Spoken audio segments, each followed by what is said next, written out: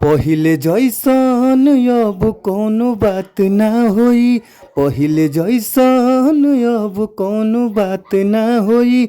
जान मुआला के बाद मुलाकात ना होई। जान मुआला के बाद मुलाकात ना होई। हमारा साथे तो अब कबो घात ना होई। हमारा साथे तो अब कबो घात ना होई। जान मुआला के बाद मुलाकात ना होई। जान मुआला के बाद मुलाकात ना होई। तो जी हाँ ये भैया, आप सब कैसन बनी जाइए भैया। और हमारा पूरा विश्वास रहेला, मन में आशा रहेला, हुलास रहेला कि आप लोग मस्त हो खब जा, खुश हो खब जा, स्वस्थ हो खब जा, तंदुरुस्त हो खब जा। और हम बानी आप सबके भोजपुरी गायक व गीतकार नीतीश सिंह। सबके हम प्रणाम करतनी भैया। आपन आशीर्वाद न हमारा ऊपर बनौले रही जा, काहे से कि रउए सबके आशीर्वाद हमारा ऊपर चाहिए भैया।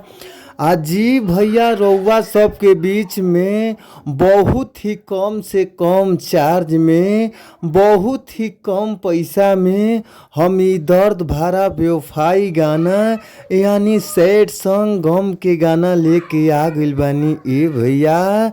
तो भैया हमारा पूरा भरोसा न बा कि अगर ये गाना के रउआ सब अच्छा से म्यूजिक बनवा के अच्छा से स्टूडियो में रउआ सब अगर गा देतनी जा, तो हमारा 100% आशा बा कि ये गाना जरूर बाजी।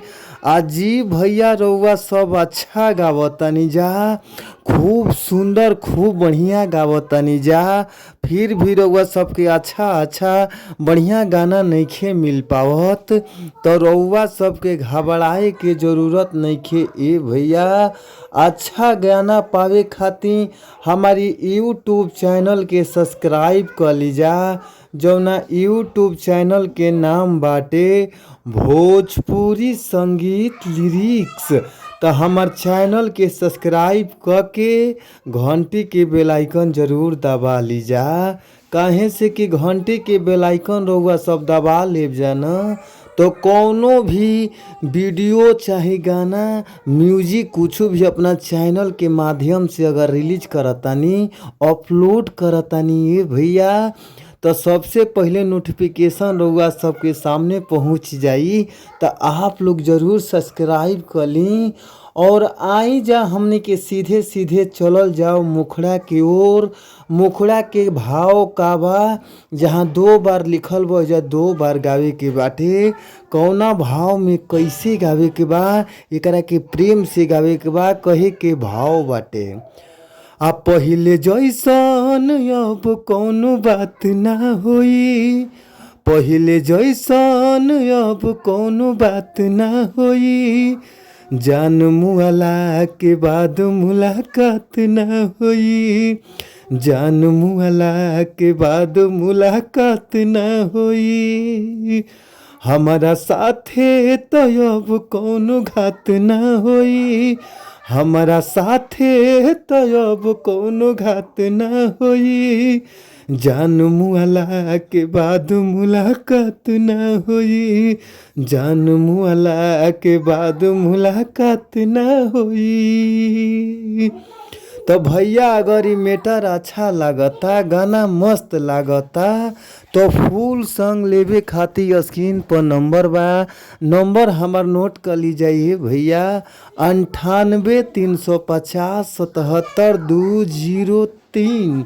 एक बार और नंबरवा नोट कर ली जाइए भैया, 98 350 77 203। तो आप लोग इ नंबर पर ज़रूर कॉल करी जा। कॉल कैला पर रउआ सबके बहुत ही कम से कम चार्ज में, बहुत ही कम पैसा में फुल गाना मिल जाई। तो आप लोग ज़रूर कॉल करी। फिर मिलल जाई नेक्स्ट वीडियो में, यानी अगला वीडियो में। तब तक खातिर bye bye, thank you so much, धन्यवाद।